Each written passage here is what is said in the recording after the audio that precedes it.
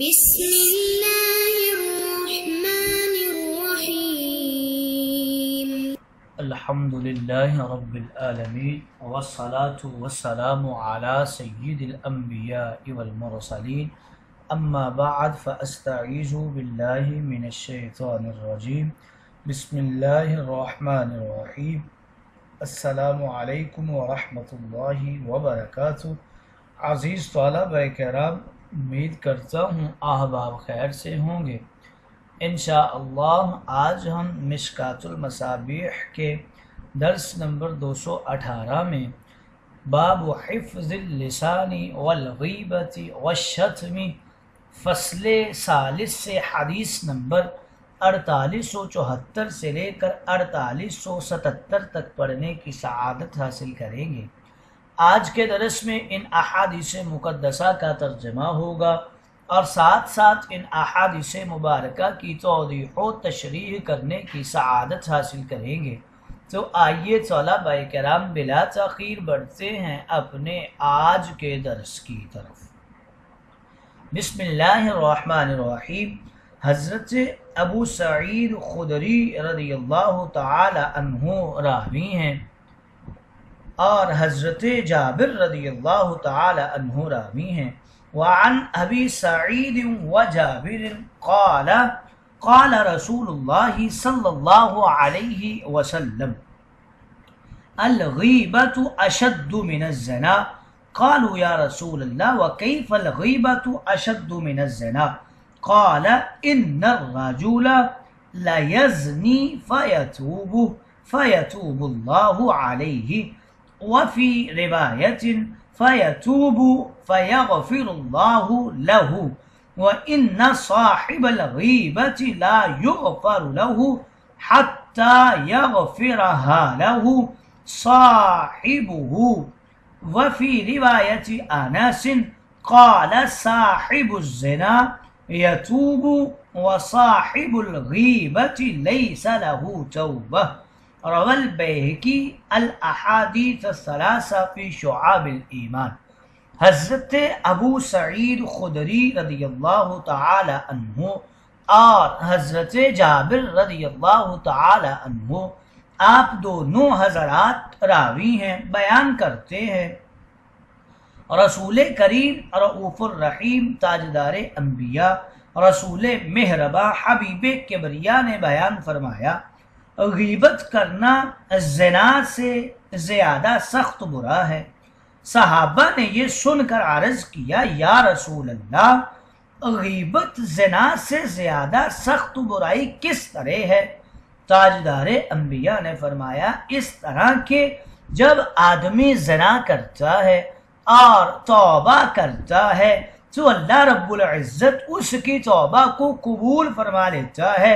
اور ایک روایت میں یہ الفاظ ہیں کہ جب وہ توبہ کرتا ہے تو اللہ رب العزت اس بندے کو بخش دیتا ہے، لیکن غیبت کرنے والے کو اللہ رب العزت نہیں بخشتا جب تک کہ وہ اس کو معاف نہ کر دے جس کی اس نے غیبت کی ہے۔ اور حضرت انس رضی اللہ تعالی عنہ بھی اسی سلسلے میں ایک روایت پیش کرتے ہیں وفی روایت انس قال صاحب الزنا یتوب وصاحب الغیبت لیس له توبہ۔ حضرت انس راوی ہیں، کہتے ہیں کہ تاجدار انبیاء رسول کائنات حبیب کبریا محبوب دو عالم نے فرمایا زنا کرنے والا توبہ کرتا ہے اور غیبت کرنے والے کے لیے توبہ نہیں ہے۔ ان تینوں روایتوں کو بیہقی نے شعاب الایمان کے اندر ذکر کیا ہے۔ لا یغفر له، ظالم بادشاہ متعدی بدعتی اور فاسق مجاہر کی غیبت اس لیے جائز ہے تاکہ لوگوں کو اس کے ظلم اور فتنہ و فساد سے باخبر رکھا جائے، لیکن اس کے لیے شرط یہ ہے کہ غیبت کرنے والے کی نیت خالص ہو، نیز وہ اتنا با اثر ہو کہ اس کی غیبت سے عام مسلمانوں کو فائدہ پہنچ رہا ہو اور اثر ہوتا ہو۔ اگر ایسا نہیں ہے تو فضول غیبت فضول ہی ہے۔ زجاجۃ المصابیح یعنی مشکات حنفی کے اندر لکھا ہوا ہے کہ غیبت اس وقت حقوق العباد میں سے بن جاتی ہے کہ مغتاب شخص کو جب اس کی اطلاع ہو جائے، اگر اطلاع نہیں ہوئی تو غیبت حقوق اللہ میں سے ہے۔ اس کا فائدہ اور ثمرہ یہ نکلے گا کہ جب تک غیبت حقوق اللہ میں رہے گی تو صرف استغفار اور توبہ سے معاف ہو جائے گی، لیکن جب حقوق العباد میں شامل ہو گئی تو اب مغتاب شخص کا معاف کرنا ضروری ہو جاتا ہے، خود بخود توبہ سے معاف نہیں ہوتی، اور یہی لا یغفر لہ کا معنی ہے۔ اس باب کی ابتدا میں غیبت سے متعلق تمام ابحاث پر کلام ہم کر چکے ہیں، ایک نظر پھر انہیں دیکھ لیتے ہیں۔ لیس لہ توبہ،